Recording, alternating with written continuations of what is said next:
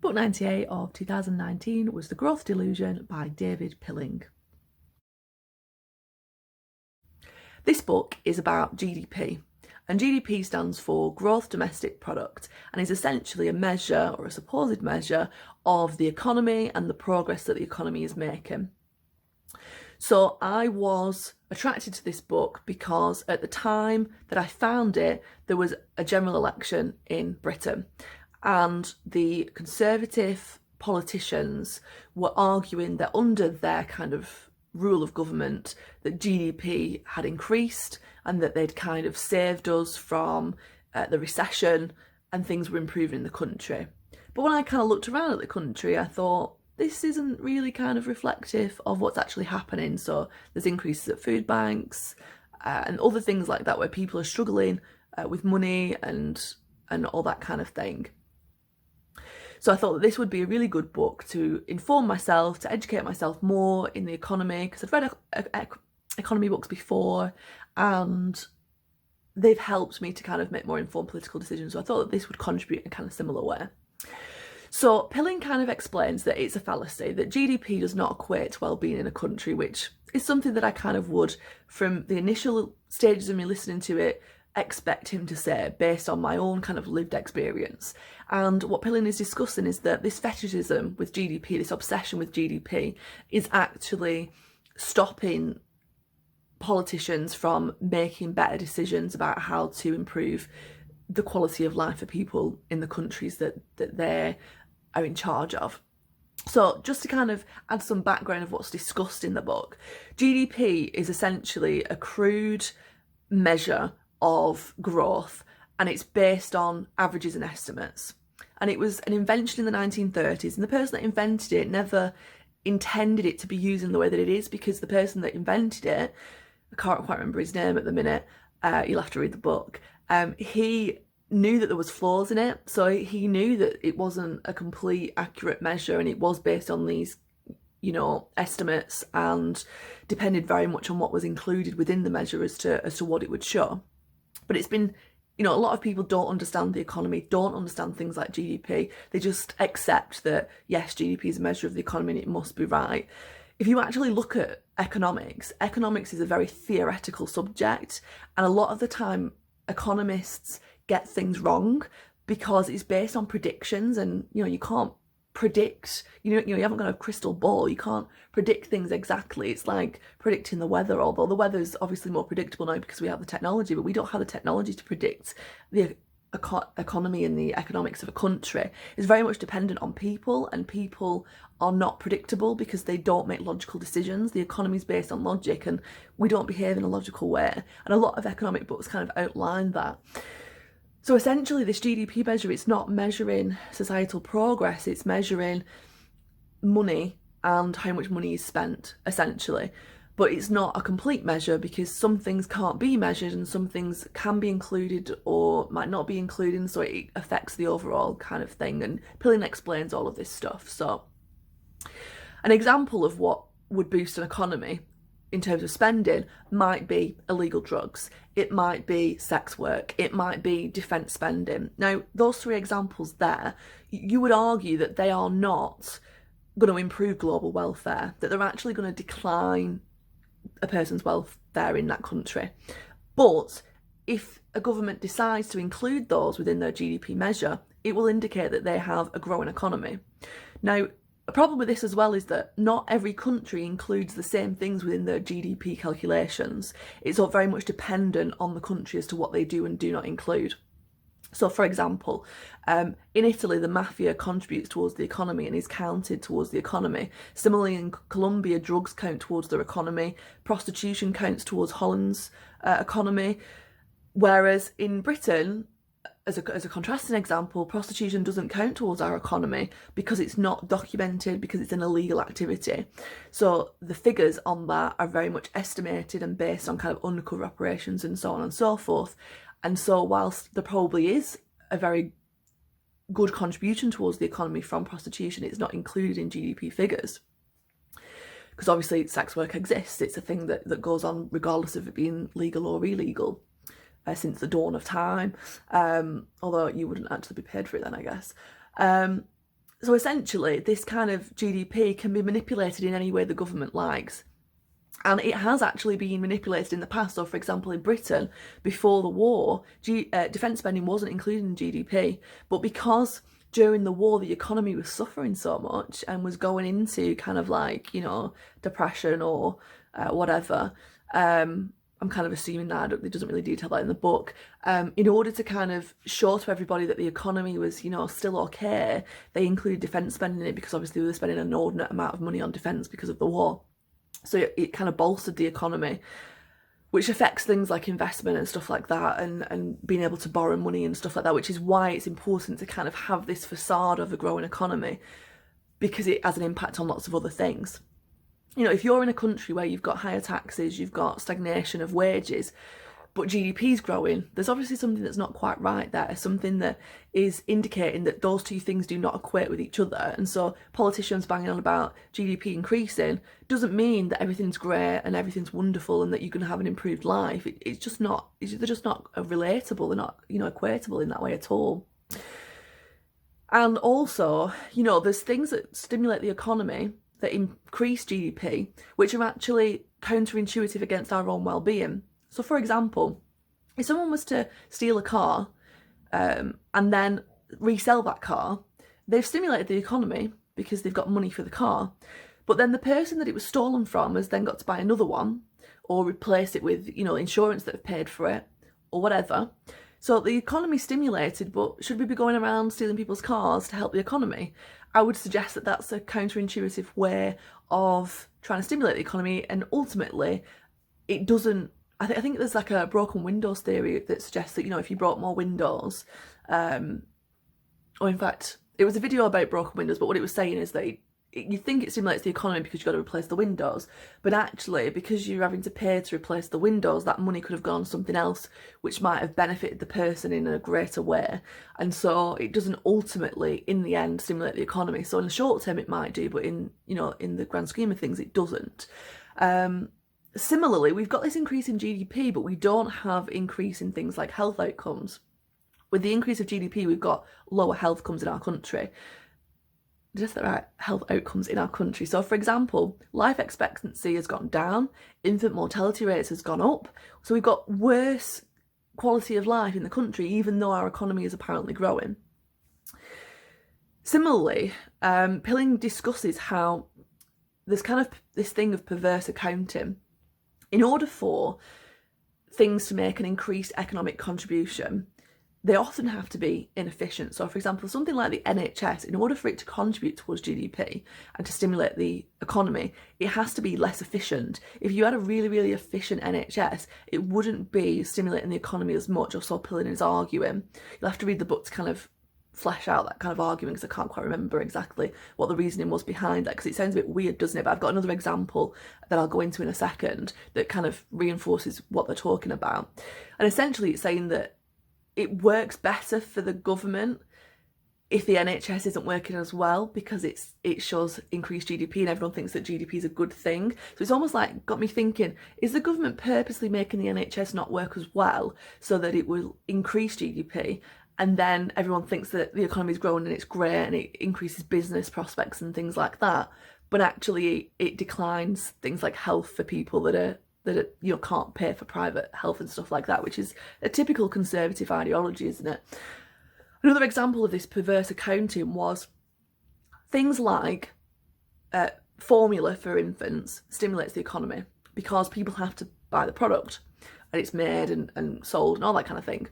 Whereas breastfeeding, we all know breastfeeding is better for infants because it passes on that resistance to infection and you get lots of nutrients and stuff from breast milk that you don't get in a formula as much. And so breastfeeding does not stimulate the economy, whereas formula does. So there's going to be more of a kind of drive, more of an initiative from government to get people to use formula than there is to get them to breastfeed. And so things might be better for us, but because they don't stimulate the economy, we're not encouraged to do those things. Also, Pillay makes another argument that there's a lot of things that are hidden within the economy, so hidden parts of the economy. So, for example, renting contributes towards the economy, so towards GDP figures, because there's an exchange of money to live in a particular place. Whereas if you own your property, that does not count towards GDP because there's not that exchange. Although you are paying the bank back for your mortgage, there's not, it doesn't work in the kind of same way. And if you do own your house and you're not paying a mortgage, so you've paid it off, that definitely doesn't contribute towards the economy. So that has to be estimated if you want to put it into the GDP figures. And that means that it's not accurate because you're working on estimates and you're assuming things that might not actually be true. So what tends to happen when they're doing kind of calculations of the GDP is they'll take certain instances and multiply it based on figures of people that they think that are in the country and things like that. Now, obviously, the only way to determine who's in the country is things like if you're registered, and if you registered to vote, if you have filled in a census and all that kind of stuff. And lots of people don't do that. There's lots of illegal people that don't do that. So you can't really have a complete accurate measure of everything within the country. It's just not possible to do so. Although that's getting a lot easier to do with the, Big Brother kind of style, government technology and all that kind of stuff. Also, Pillay kind of talks about how somebody who goes out to work and does domestic chores for somebody else would be contributing towards GDP figures in the economy. But if that very, very same person was to do the exact same job but at home and not get paid for it, it doesn't count towards GDP, but it is counting towards the welfare of the country. And so therefore GDP cannot measure things that are hidden like that. Similarly, people who are carers for a job will be doing the exact same role as somebody who's a carer for someone when they're at home, so like a family member or whatever. And so they're both doing the same job, they're both contributing towards the community and towards the quality of life for other people, but it's not counting in GDP figures. So you've got lots of people doing work that aren't getting paid for it and therefore doesn't contribute towards this GDP figure, which obviously if it's measuring the economy, why would it be included? But then it is part of the economy because then that means that somebody else isn't having to come and I'm getting myself into a tiz there, and in my mind I've not really thought that through before I did this video. But essentially, GDP doesn't tell you about welfare of a country, and I think that's the main argument that Pillay is trying to get across, and some people kind of get confused and think that those two are together and they're not.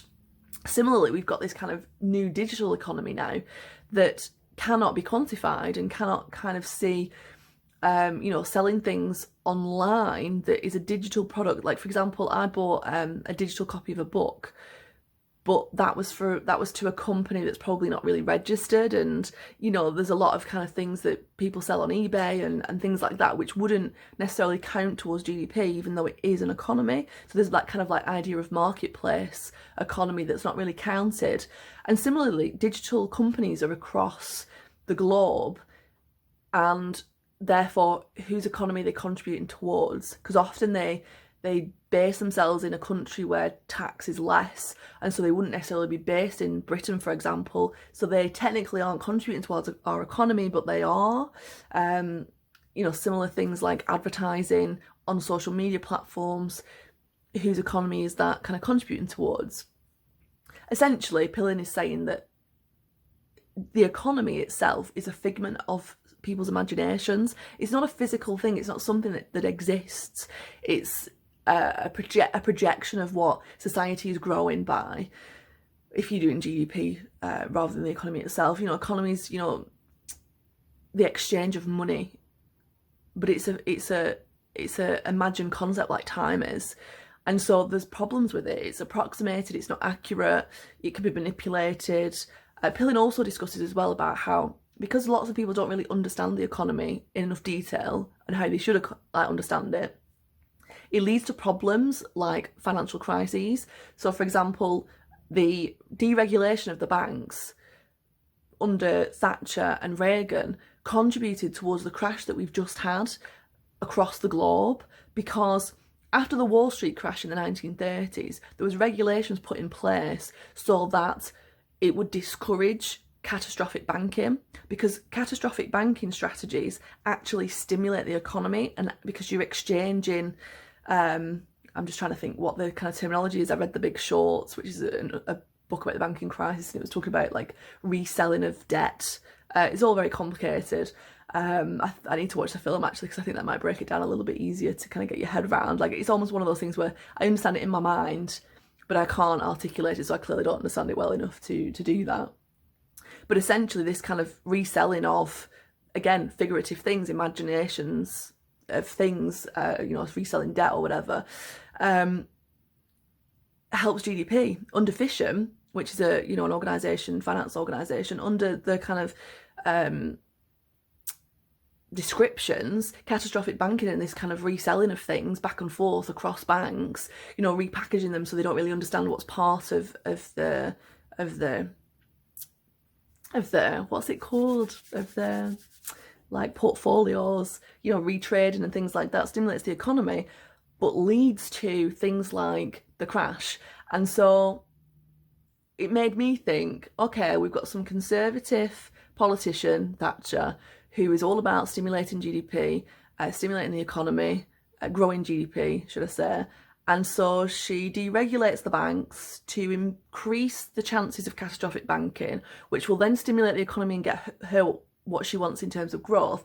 And she'll be dead by the time that, or obviously senile by the time that it actually has an impact and has a catastrophic impact on the globe in terms of the next financial crisis. So it just kind of made me wonder about that, and made me very distrustful of politicians that bang on about GDP and that are all about GDP, because actually they're not caring about the quality of life of the people that have to live with those decisions. And the other question is, there's this obsession with growth and the economy growing, and it's kind of like, when's it going to stop? When is the growth going to stop? When are we going to get to the point where it's growing enough and we don't need it to grow anymore? Why does it need to keep growing all the time?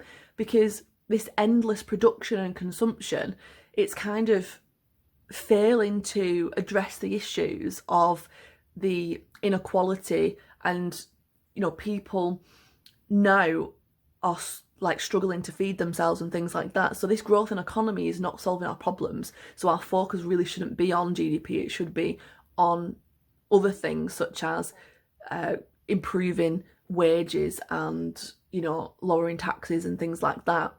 Which, some people would argue that we have to have increased GDP to do those things. But we've had increased GDP for years, and it's that those things have still not changed. So, well, not years, because the financial crash, it went down and stuff, but apparently it's been increasing according to Conservative government. I actually need to check that because I haven't actually had a look. So yeah, the book was very, very insightful, very, very interesting, and so I would definitely recommend reading it, listening to it as I did, because it kind of makes you think that the way that the government is currently going is kind of they're very deluded, really, and they should really rethink their approaches to the economy, which I get the impression that they don't know very much about. They're trusting. I mean, obviously there are economists that know what they're talking about, but like I said before, the economy is a theoretical construct, and so therefore economists are going to make predictions that don't end up being true. Like, it's almost like being a predictor of horoscopes. You can say loads of different things and eventually one of them is going to be right, but if you're not consistently right in your predictions, then I would wonder about what they're saying. So yeah, definitely read it. I think it will help you become more informed.